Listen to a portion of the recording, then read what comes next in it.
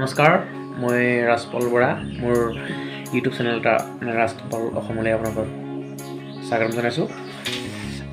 এতিয়া মানে মোৰ লগত আছে এটা মোৰ ভাইটি বুলি কয়, মানে আমাৰ ঘৰৰ ওচৰে।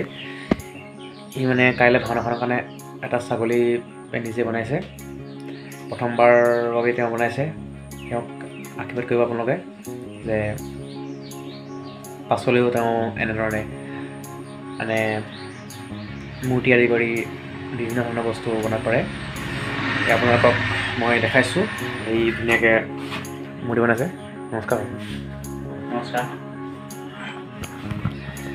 তেওঁক ভালকৈ দেখাই দিবলৈ অনুৰোধ জনাইছোঁ। গুৱাহাটীত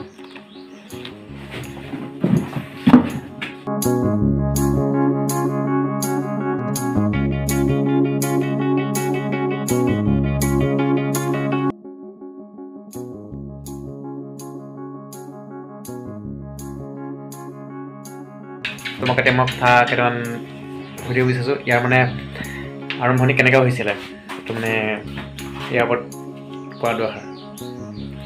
এইটো বনাওঁতে অলপ কষ্ট হৈছে, কিন্তু অলপ দিনো লাগিছে বনাওঁতে। ইয়াৰ মাজত কাঠি আছে বাঁহৰ, চাওঁ ভালকৈ ভালকৈ দেখাই দিয়ে তলটো। তাৰপৰা এইবোৰ বাতৰি কাগজ, তাৰপৰা এইবোৰ বগা কাপোৰ, এতিয়া ওপৰত এনে কোলা মাৰিম, তাৰপাছত ৰং মাৰি এইটো আৰ্ট কৰিব লাগিব। এইটো মানে আৰ্ট মানে তোমাৰ আজি দিনটো লাগিলে হৈ যাব। বাকীটো মই আপোনালোকে কণ্টেক্ট নাম্বাৰ দি দিম, যোগাযোগ কৰিব। যদিহে মানে বাকী বস্তু মূৰ্তি বস্তু আপোনালোকে পাব।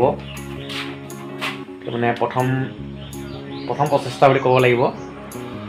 আগৰ পৰাই সৰু সৰু কি বুলি ক'ম এতিয়া, আৰু আমাৰ ধেনু আছে। এইখন ধেনু বেতৰ, তেওঁ নিজে প্ৰস্তুত কৰা বেতৰ ধেনু চাব পাৰে, নিজে প্ৰস্তুত কৰা। এতিয়া তেওঁ আজি সম্পূৰ্ণ হ'ব ন? আজি হ'ব ৰাতি। কাইলৈ কাৰণ এই ভাওনা আছে, আজি প্ৰস্তুত কৰিব লাগিব। কাঠৰ অস্ত্ৰ বনাইছিলে, ইয়াত মানে ৰং চং দিবলৈ আছে। সিমানেই। বাকী সম্পূৰ্ণ হ'লে মই নেক্সট ভিডিঅ'ত দিবলৈ দিম। এতিয়া সিমানেই। ধন্যবাদ।